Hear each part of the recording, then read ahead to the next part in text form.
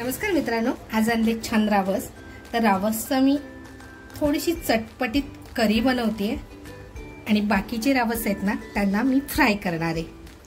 तर मी त्याच्यासाठी साहित्य घेतलंय, इकडे घेतलंय अद्रक, थोडासा पुदिना घेतलाय, कोथिंबीर घ्यायची राहून गेली आहे ती घेतेय, मिरच्या घेतल्यात हिरव्या, त्याच्यानंतर एक कांदा घेतलाय कापून आणि वेगळा मसाला करणार आहे ना त्याच्यासाठी ह्या लाल मिरच्या घेतलेल्या आहेत, म्हणजे सुकवलेल्या लाल मिरच्या, एक चमचा धणे घेतले, थोडंसं जिरं घेतलंय आणि थोडी लसूण घेतली आहे। इकडे आहे ना मी नारळाचं दूध काढून घेतलेलं आहे, टोमॅटोची प्युरी करून घेतली आणि लसूण। अगोदर आहे ना मच्छीला कोकम आणि हळद लावून घेते।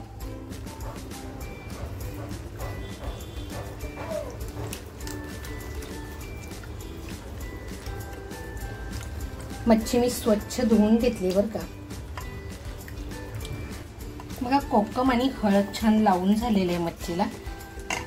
मच्छी एक बाजूला करून ठेवते। मी कढई तापत ठेवले, अगोदर ज्या लाल मिरच्या घेतल्या त्या टाकते, धणे, जिरं आणि लसूण घेतलं होतं तेही टाकून हलकसं फ्राय करून घेतले।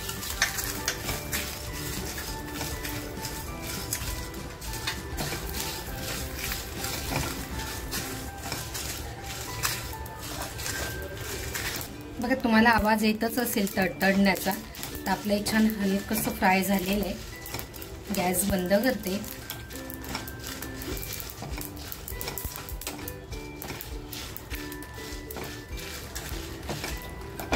आणि हे ना बाजूला काढून घेते। अगोदर आहे ना कांदा, पुदिना, मिरची, कोथिंबीर, लसूण आणि अद्रक बारीक करून घेते।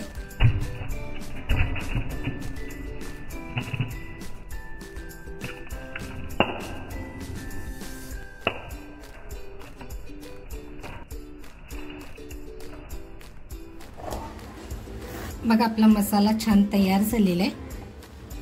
कढई मी तापत ठेवली होती, बऱ्यापैकी तेल टाकते। तेल बघा छान तापलेलं आहे।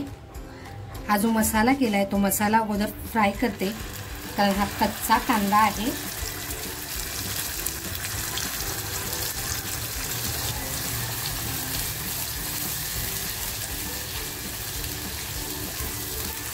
आपला मसाला छान फ्राय होतोय ना तोपर्यंत मिरची, लसूण, धणे जे करून घेतलं होतं ना ते बारीक करून घेते।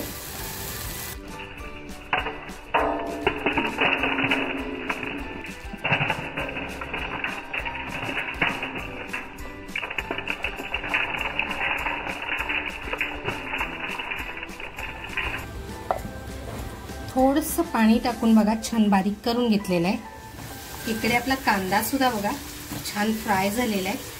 आता जो हा मसाला केलाय ना तो याच्यामध्ये टाकून घेते।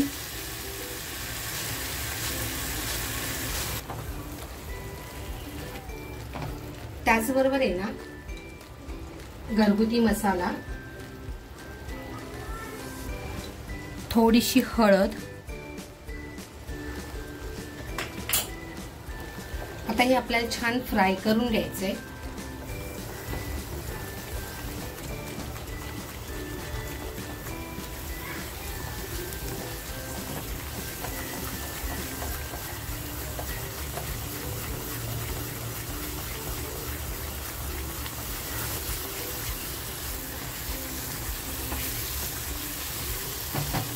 टोमॅटो प्युरी जी करून घेतली आहे ती टोमॅटो प्युरी टाकते आता।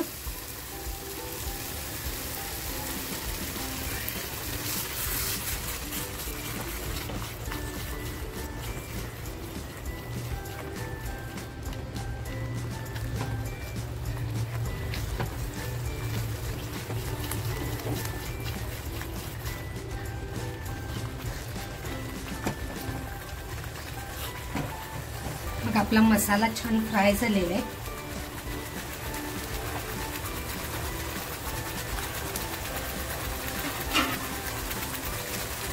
आता आहे ना ह्याच्यामध्ये मसाल्याचं भांड धुवून घेतलेलं पाणी टाकते मी।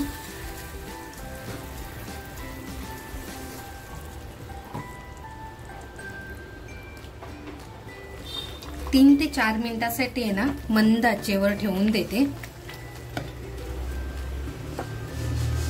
बघा 3 ते 4 मिनिटं झालेली आहेत। मसाल्याचा कलर बघा अप्रतिम आलेला आहे, पण अजून मी मीठ टाकलेलं नाहीये, तर आता मी मीठ टाकते। चवीनुसार मीठ टाकते।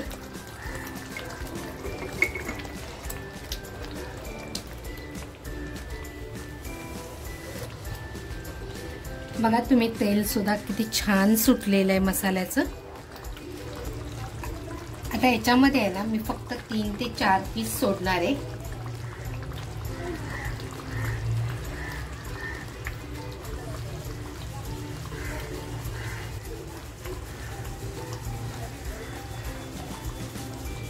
आणि जे कोकम मी मच्छीला लावलं होतं तेच कोकम टाकते। ते फक्त हलक्या हाताने हलवून घेते। गॅस फुल करून आहे ना जे नारळाचं दूध मी काढून घेतलं होतं ते नारळाचं दूध आता टाकते।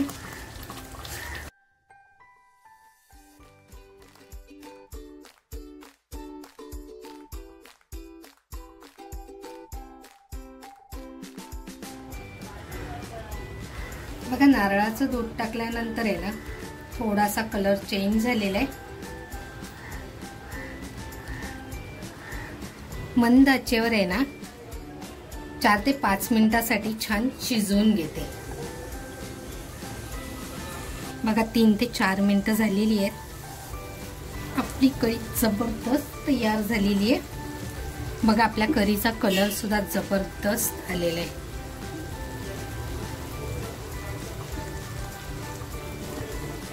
गॅस बंद करते आणि 5 मिनिटं आहे ना फक्त ठेवून देते।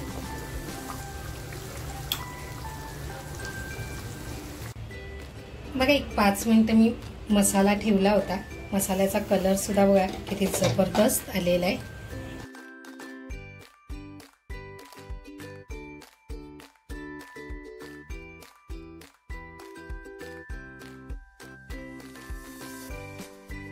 आजची थाली आमची तयार झालेली आहे। आमचा जेवणाचा बेत असा आहे। इकडे मी रावसची कढी बनवलेली आहे, ती झणझणीत आणि चटपटीत आहे। इकडे रावस फ्राय केलाय, पोळ्या बनवल्यात, भात आहे, सोलकढी आणि तोंडी लावलेला कांदा, लिंबू आणि टोमॅटो आहे।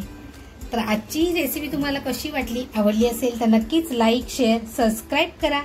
त्याचबरोबर स्वतःची काळजी घ्या आणि हो तुमच्या इथपर्यंत मला सपोर्टिंगला मनापासून धन्यवाद करते। असंच तुमचं प्रेम आणि स्नेह असंच ह्यापुढेही राहू द्यात। खरंच मनापासून धन्यवाद।